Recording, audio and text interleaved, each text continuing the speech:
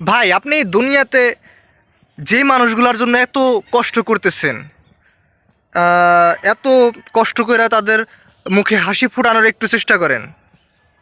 একটা চরম বাস্তব কথা হলো আর সত্যি কথা হলো ভাই, আপনি মারা যাওয়ার পর আপনারে ভুলে যাইতে 40 দিন লাগবে না। এখন 40 দিনও লাগে না মানুষকে ভুলে যাইতে, মানুষ স্বাভাবিক হয়। আমি অন্য আরেকটা ভিডিওতেও বলছিলাম যে আপনি যেদিন মারা যাবেন সেই দিনও মানুষ না খায় থাকবেন। আপনার আত্মীয় স্বজন, আপনার ছেলে সন্তান, আপনার মেয়ে সন্তান, আপনার ওয়াইফ না খায় থাকবে না। তারা সেই দিনও খাবে, তারা তার পরের দিনও খাবে। কিন্তু ভাই আপনি কার জন্য কি করতেছেন?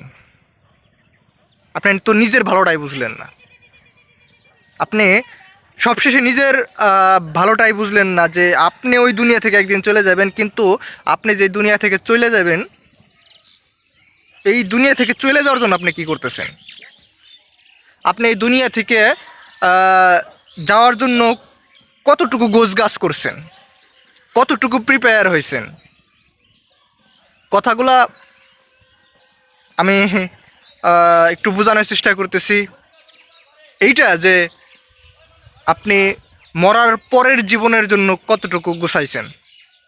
আপনি দুনিয়াতে আপনার ফ্যামিলিকে ভালো রাখার চেষ্টা করতেছেন, আপনার ছেলে সন্তান মেয়ে সন্তানের মুখে হাসি ফোটানোর চেষ্টা করতেছেন।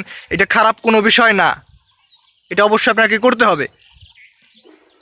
কিন্তু এইটা করতে যায় আপনি তো নিজের ভালোটা বুঝলেন না। আপনি নিজেকে শেষ করে দিতেছেন।